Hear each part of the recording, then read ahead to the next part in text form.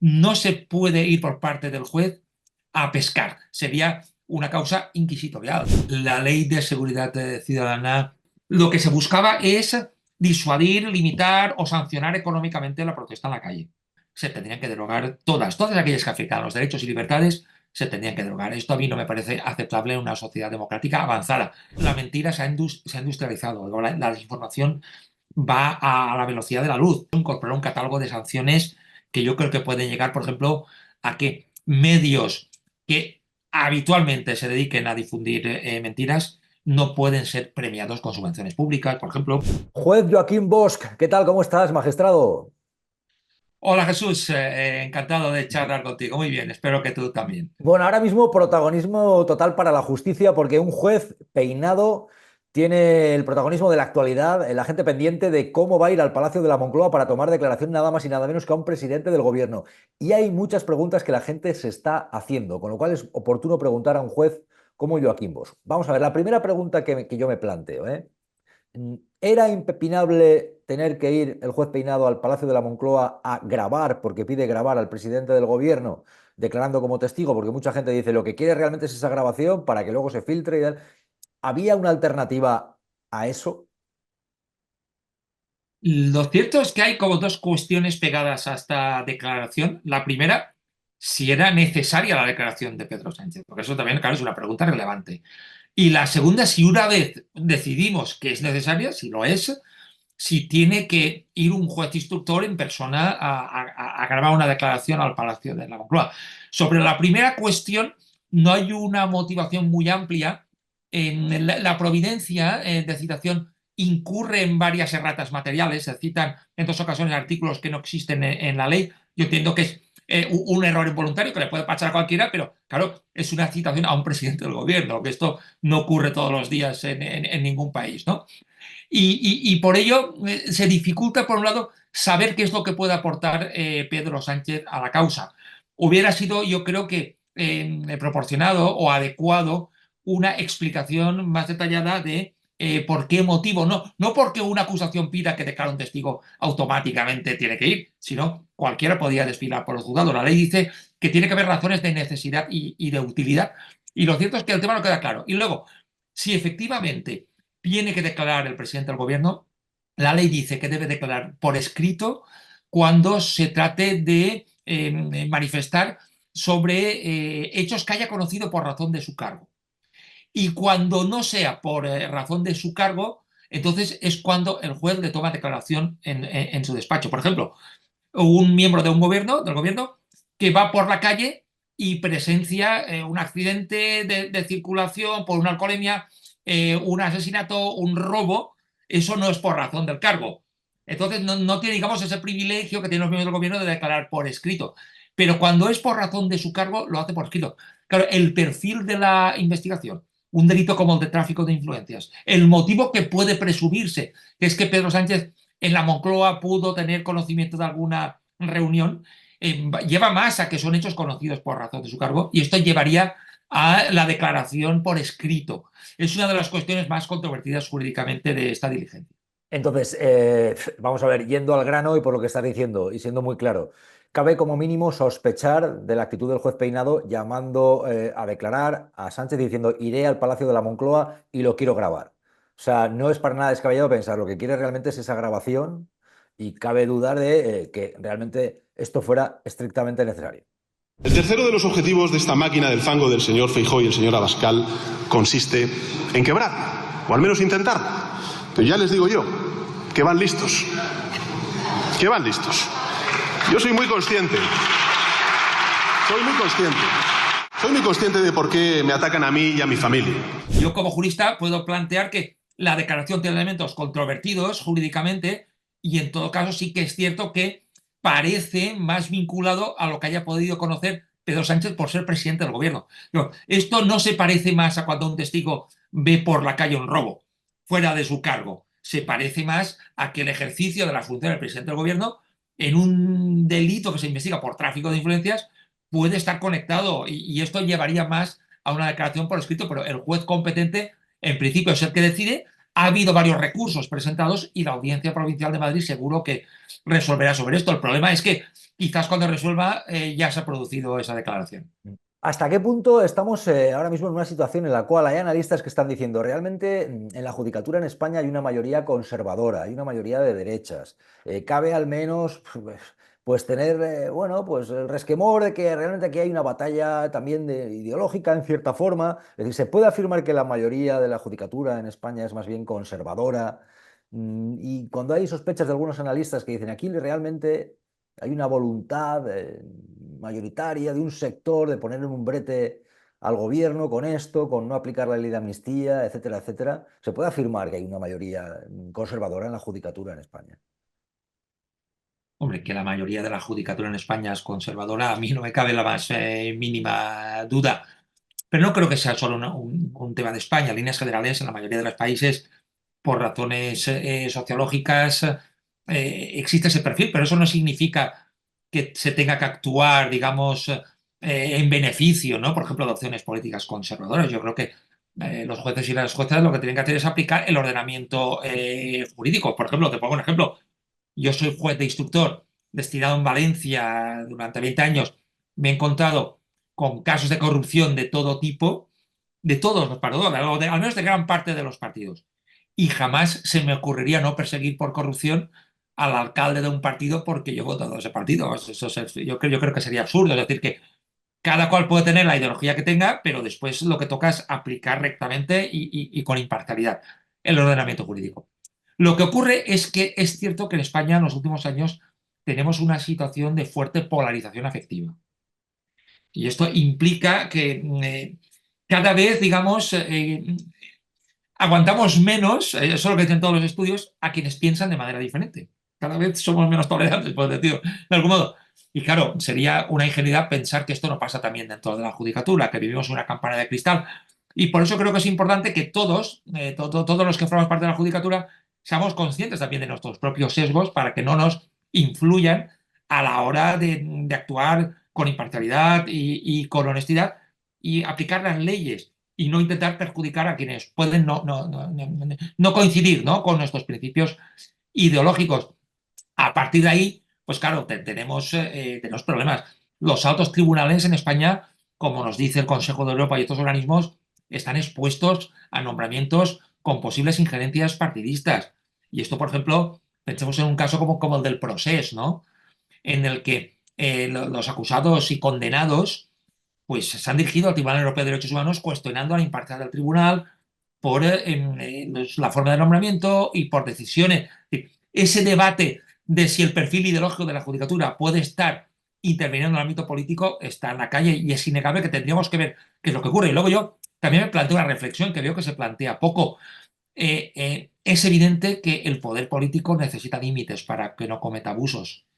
Pero es que el Poder Judicial también es un poder del Estado y además un poder que puede ejercer atribuciones enormes, tremendas. Un juez de instructor puede enviar a prisión de un día para otro a cualquier ciudadano. O sea, el Poder Judicial también necesita límites. Tampoco puede hacer absolutamente todo lo que quiera. Y creo que sería importante abrir el debate sobre si en España hay contrapesos suficientes dentro de la propia judicatura, incluso para la actuación judicial. Es un debate que veo poco presente, que está muy bien y estoy absolutamente de acuerdo. Yo he escrito un libro sobre la corrupción en España, como sabe Jesús, en el que planteo que el poder político necesita límites para que no sea abusivo. Pero es que eso se puede trasladar igual al poder judicial. Para que no sea abusivo, también necesita límites y contrapesos. Claro, porque una de las cosas que yo sé que al juez Bosch le están diciendo bastante, o está viendo en las redes, yo también lo leo continuamente, es ¿por qué no se actúa ya contra este juez Peinado? Incluso hay gente que dice, no, si esto realmente no es la causa de Begoña Gómez, es la causa del juez Peinado, que hagan algo, tienen que acotar lo que está haciendo, que le paren los pies. Realmente esto al final acabará siendo algo que se le va a volver en contra. Y estás hablando de contrapesos. Claro, hay un debate ahí, ¿no? ¿Qué contrapesos puede haber cuando alguien se considera que está actuando? Hay quien puede decir, pues está actuando mal. Ahí funcionan los contrapesos, debería haber más contrapesos. Y a mí las redes me planteo muchas cosas de este tipo. El problema es que hay mucho conocimiento de cómo funciona el sistema judicial. ¿Qué te plantean en las redes? ¿Qué es lo que dices que te plantean más? Y yo siempre digo que haría falta una asignatura en educación secundaria explicando cómo funcionan los tribunales, porque claro, vivimos en una sociedad muy judicializada y que hay bastantes corrupción. Bueno, Pero pues, con Peinado, por ejemplo, ¿qué estás leyendo? ¿Qué es lo que pues más a te mí mucha sorprende? gente me dice, ¿por qué los jueces honrados no paráis este tipo de cosas? O cuando hay algún caso de corrupción de lo que sea, ¿por qué no vas tú a detener al corrupto a Galicia o a Madrid o a Andalucía? Es que la justicia no funciona así. Los jueces solo podemos actuar en el ámbito de nuestra demarcación territorial sobre hechos que hayan pasado en nuestro territorio. Y yo soy juez en Moncada y yo efectivamente llevo casos de corrupción vinculados a las ciudades, a las poblaciones y son los jueces en territorio concreto los que pueden perseguir casos concretos. Y en el caso de una actuación de un juez que se considere irregular, no son todos los jueces de otras partes los que pueden ir a perseguirle o a pararle los pies, esas cosas que te dicen. No, no, esto no funciona así. En las actuaciones que se consideren incorrectas de un juez, porque podemos discrepar, pero eso no significa que una actuación de un juez sea prevaricadora. Que haya una discrepancia, prevaricar es dictar una resolución injusta a sabiendas de su arbitrariedad. Y en este caso lo que toca es presentar una querella por prevaricación y quien está mejor situado para ir, por ejemplo, en el caso del que estamos hablando, es la propia defensa de Begoña Gómez. Obviamente no va a dictar un juez de Santander o de Sevilla una querella por prevaricación contra otro juez. Esto no tiene sentido. Es la propia parte que se considere perjudicada la que puede presentar una querella por prevaricación. En un caso de este tipo, creo que puede ser interesante, ¿no? Para ver dónde están los contrapesos judiciales. Por un lado hay un contrapeso jurisdiccional, que es la vía de los recursos. De hecho, la Audiencia de Madrid ya delimitó lo que debía ser correcto para no ser prospectivo. Hay otros recursos. Será la Audiencia de Madrid otra vez la que plantee si ha habido una actuación incorrecta por parte del juez instructor.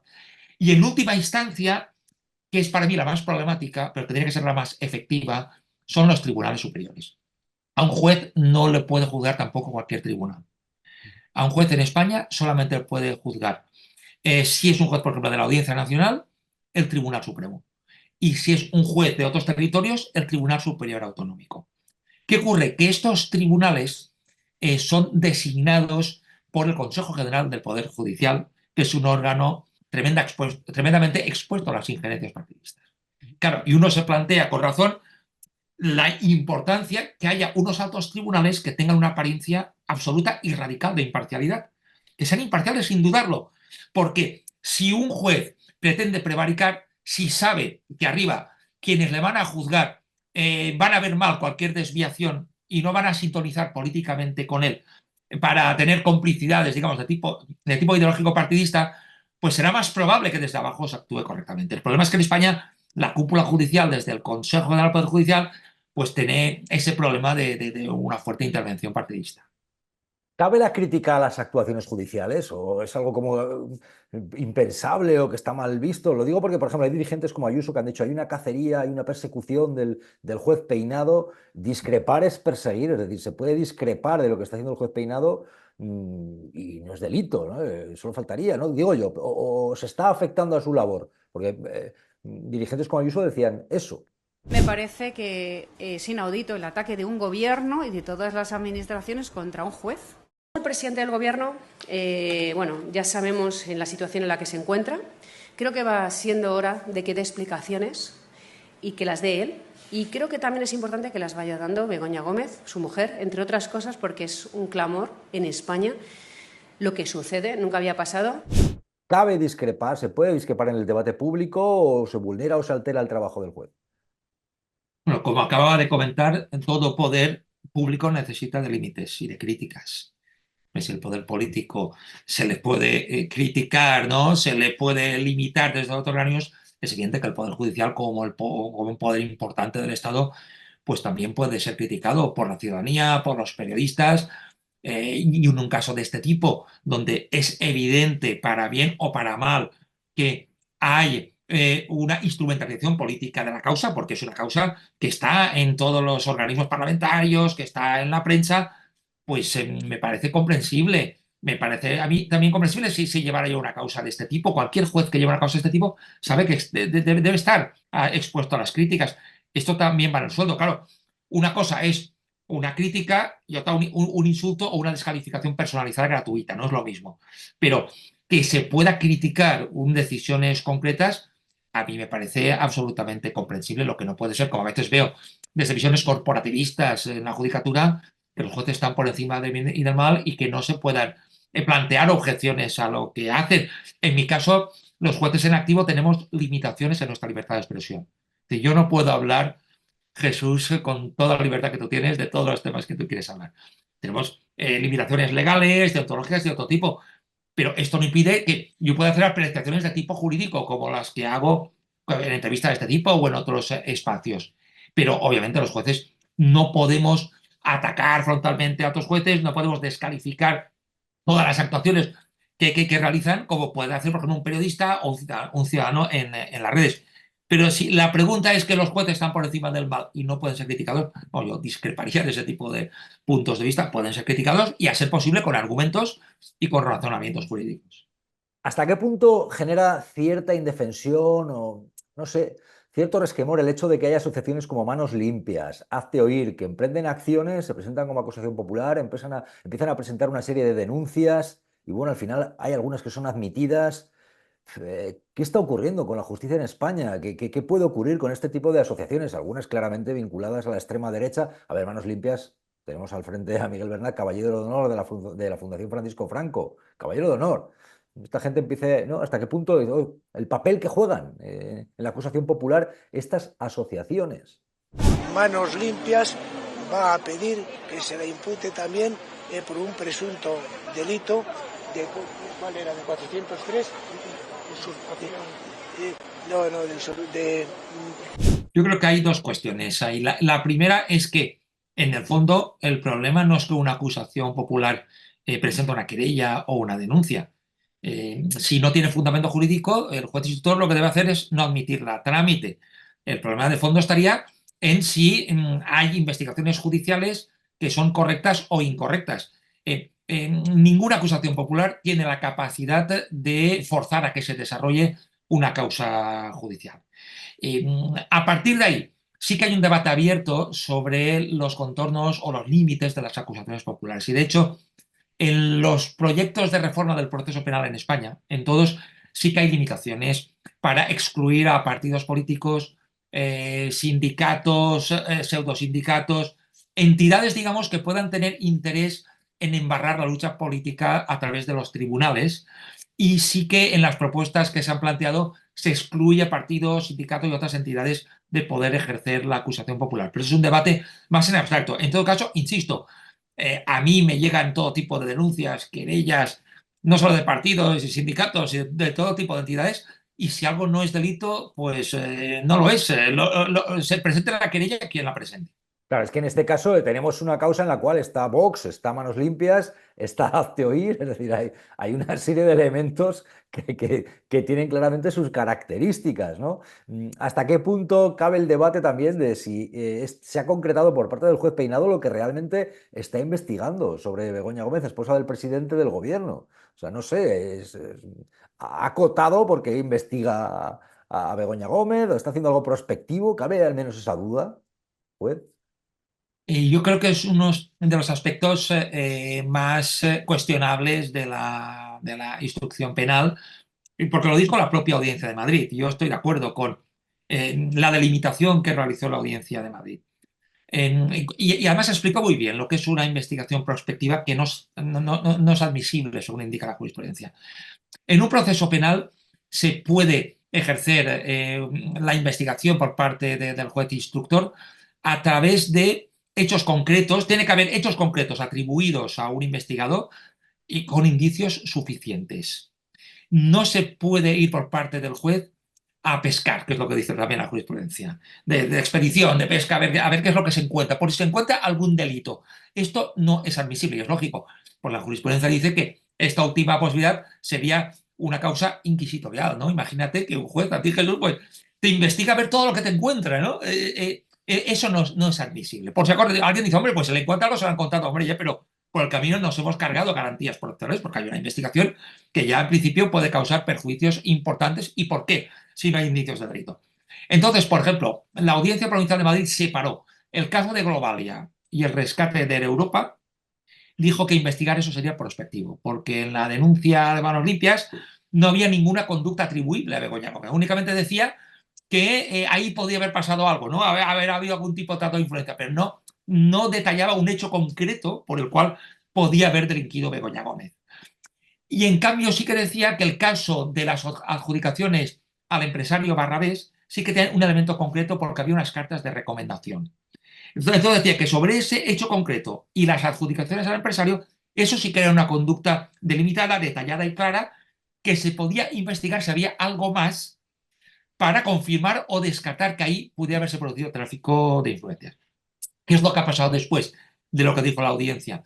Pues que la causa ha ido creciendo a un ritmo descomunal, porque un montón de entidades, organismos, incluso personas, se han puesto a meter escritos al juzgado, denuncias y todo tipo de alegatos que están llevando a que haya una investigación que, a mi juicio, corre el riesgo de convertirse en abiertamente prospectiva, por una razón, porque hay mucha gente que dice que se investigue esto, aquello. Un señor dice que hay un monitor de esquí que es de Begoña Gómez y que se investigue no sé qué cosa. La Complutense dice que puede haber algo en algún tipo de actuación de Begoña Gómez, pero dice que no tiene ningún perjuicio, al menos de momento, pero que se investigue por si acaso. Ese se investigue por si acaso es algo que no es correcto en el ámbito del derecho procesal penal.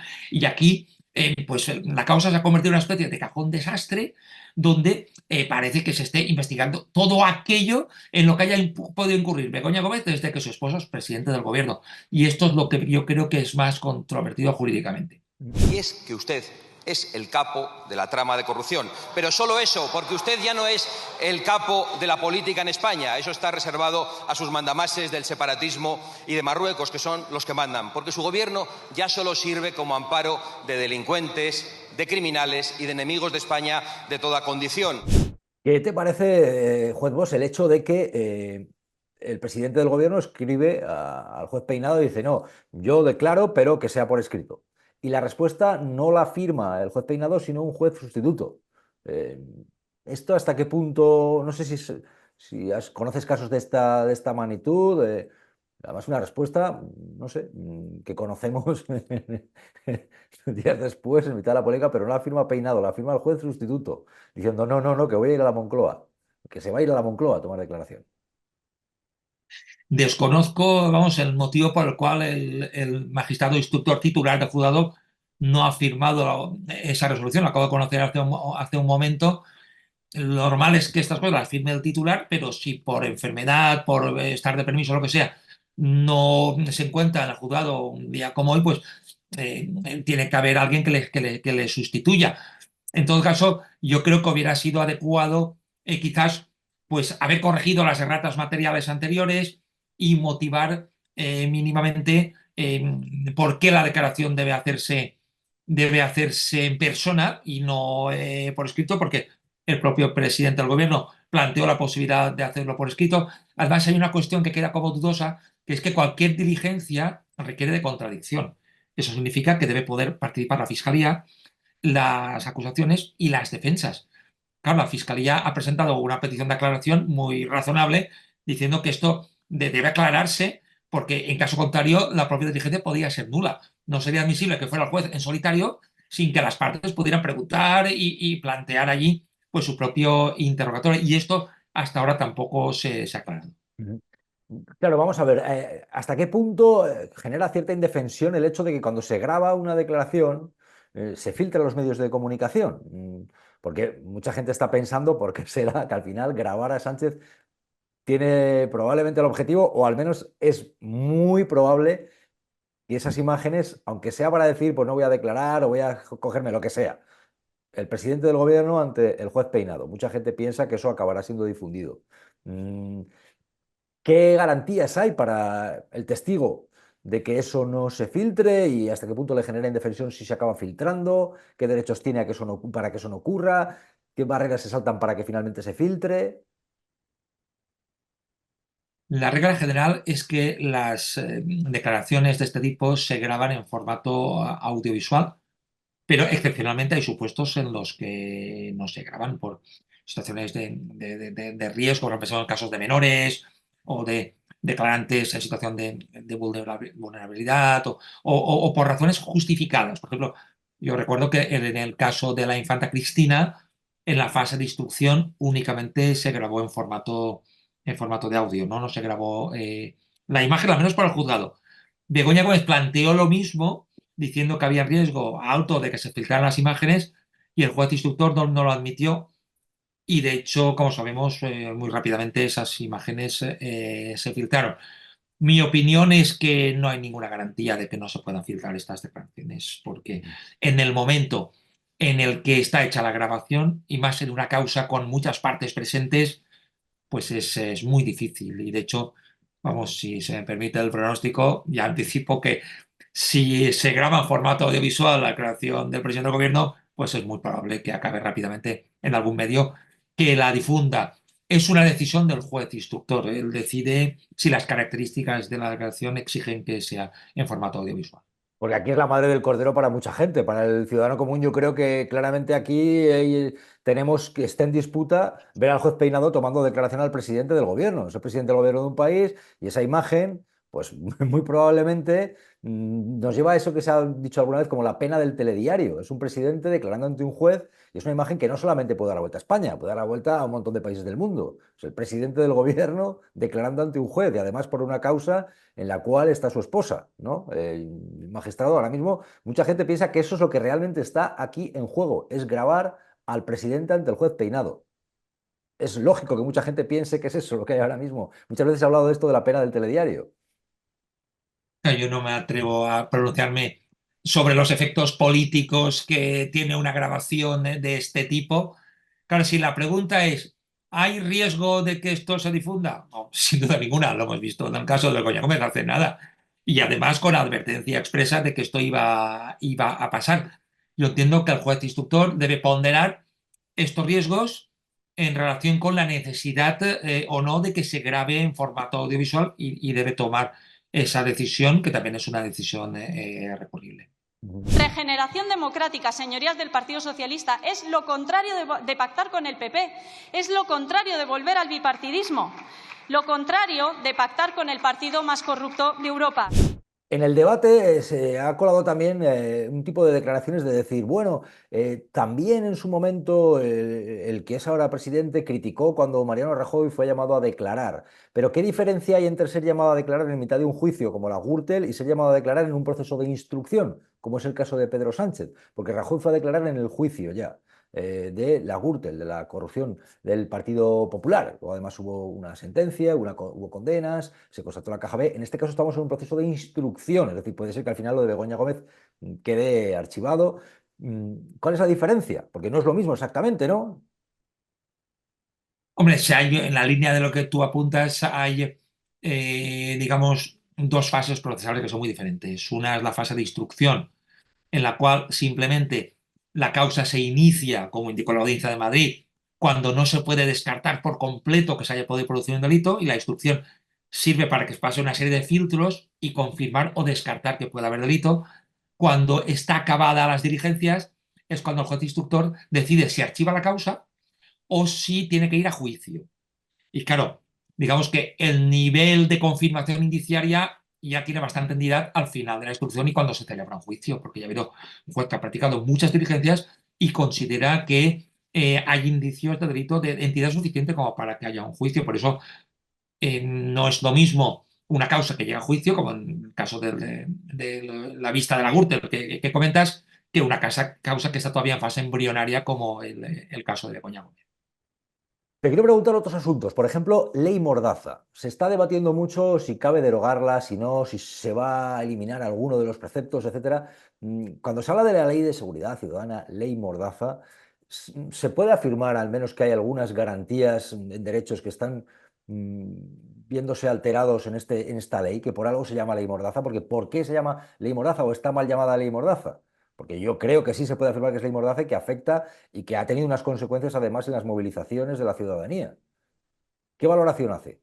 La ley de seguridad ciudadana se configuró en un contexto muy concreto, creo que esto a veces se olvida.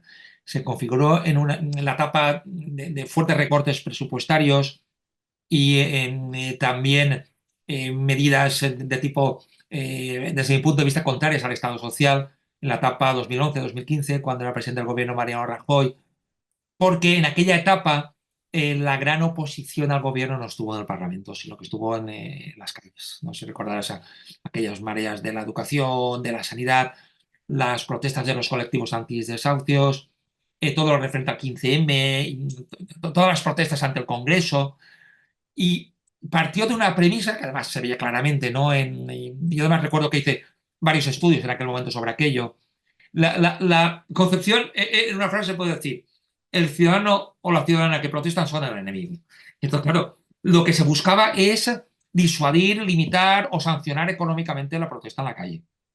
Y entonces incorporó multas de cierta entidad cuando se produjeran protestas ante el Congreso, ante el Senado, ante los parlamentos autonómicos.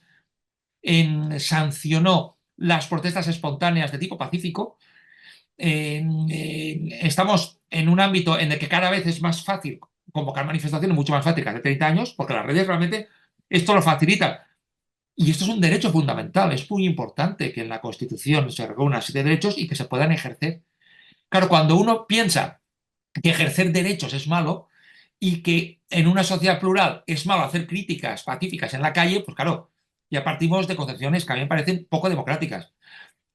Como ejemplo, cuando España ganó el Mundial, perdón, cuando España ganó la Eurocopa hace poco, salió un montón de gente a la calle en todo tipo de ciudades, ocuparon la vía pública. Creo que a ningún policía se le ocurriría sancionar esto. Pero ¿qué pasa? Que si se ocupa la vía pública para protestar de forma pacífica, se está ejerciendo un derecho fundamental. A mí me parece muy bien que la gente cuando gana España salga a la calle, pero esto no es un derecho fundamental realmente, ¿no? Que se sancione la protesta pacífica junto a un montón de preceptos que tienen sanciones de tipo parecido, esto yo creo que es un retroceso importante en las libertades. Y mi opinión es que todo ese articulado se debería derogar. Me parece lamentable que en todos estos años no se haya derogado. ¿Debería derogarse la ley Mordaza? O al menos buena parte de ella. Es que la ley de yo intento explicarlo. La ley de seguridad ciudadana ya existía previamente. Lo que se realizó es una reforma muy amplia para incorporar todo este articulado nuevo.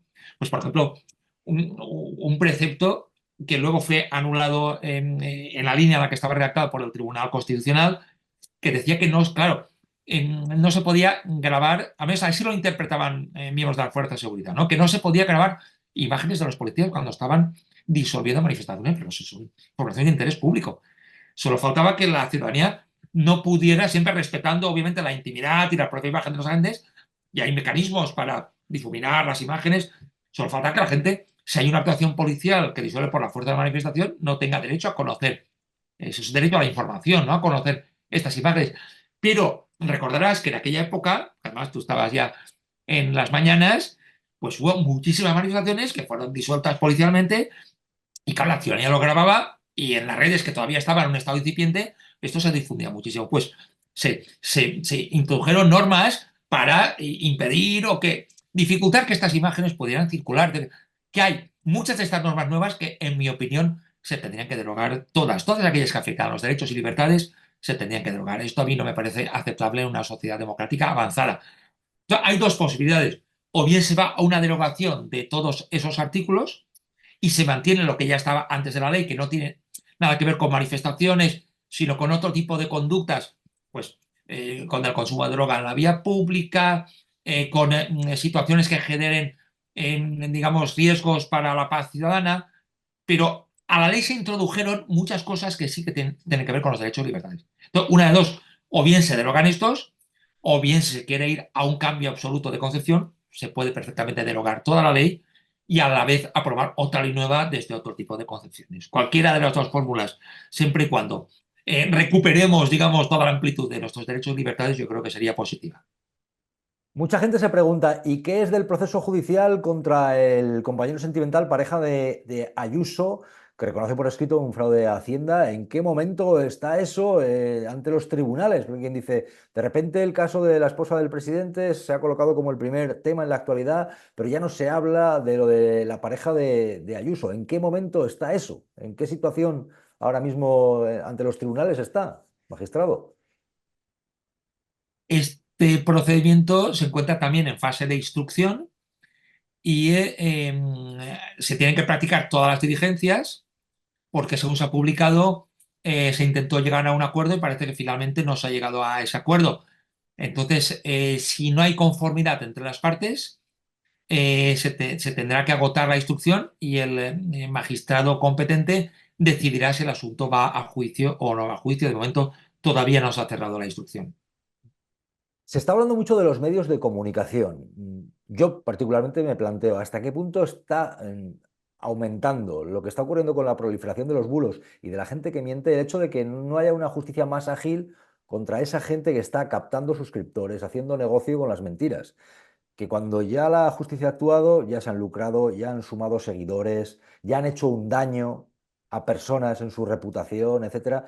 Cabría agilizar incluso, no sé si tribunales especiales o algún departamento especial para esto, que es claramente una tendencia del tiempo que vivimos. Hay cada vez más contenido en las redes y más gente afectada por gente que está difundiendo bulos. Cabría darle una pensada a esto, reflexionar si habría que actualizar el sistema judicial en este particular que es propio del tiempo que vivimos por la presencia de un montón de influencers y gente nueva en el ámbito de la comunicación. Bueno, estoy absolutamente de acuerdo con tu reflexión. Yo creo que no es un problema tanto aquí de lentitud de la justicia como de falta de actualización. Es decir, hemos asistido a una revolución digital que ha cambiado las formas de comunicación. De hecho, pues estamos viendo desde podcast, influencers en las redes. Digamos que los medios tradicionales ya no tienen la misma relevancia que antes. Han surgido nuevas formas de comunicación, pero la mentira se ha industrializado. La desinformación va a la velocidad de la luz. Y esto es un problema para una sociedad democrática, porque la ciudadanía tiene, lo dice la Constitución, la ciudadanía tiene derecho a la información veraz. La mentira no es un derecho constitucional. Difundir mentiras no está amparado por el ordenamiento jurídico. Y esto, en la época de los medios tradicionales, existía una cosa que, como sabrás, se llamaba derecho de rectificación, pero esto ya se ha quedado obsoleto. Y yo sí que pienso que hay que enfrentarse a los sistemas actuales de mentira industrializada a través de mecanismos automatizados, de ejércitos de bots que permiten que cuando un bulo ha alcanzado ya una audiencia de millones de personas, la rectificación ya es casi irrelevante, porque no la van a ver esos millones de personas. Y esto implica algún tipo de medida disuasoria de respuesta. En mi opinión, sí que se podía actualizar el antiguo derecho de rectificación para adaptarlo a los nuevos tiempos y que sean los tribunales ordinarios, igual que ahora también son los competentes para el derecho de rectificación, los que con una legislación adecuada, siempre que sean tribunales independientes e imparciales, creo que es peligroso esto dejar en manos de los gobiernos, porque el poder político puede tener interés en aplicar sanciones a quienes le molestan, pero sí que sean tribunales independientes los que puedan, primero, declarar que determinadas informaciones son bulos difundidos con conocimiento de su falsedad o temerario desprecio hacia la verdad, y en su caso incorporar un catálogo de sanciones que yo creo que pueden llegar, por ejemplo, a que medios que habitualmente se dediquen a difundir mentiras no pueden ser premiados con subvenciones públicas, por ejemplo, porque si no, se puede llegar a la conclusión de que hay poderes del Estado que están subvencionando medios para que digan mentiras, ¿no? Y esto a mí me parece que es realmente peligroso. Y yo creo que esto se puede tratar judicialmente para que tenga una respuesta efectiva, incluyendo efectivamente que no pueda haber organismos públicos que se dediquen a la subvención de mentiras. Joaquín Bosch, juez Bosch, un placer que, oye, nos intente dar explicaciones y poner luz en este tiempo tan convulso en la justicia y en la política. Muchísimas gracias, seguimos en contacto. Encantado de esta charla, como siempre, Jesús. Muchas Un gracias. abrazo.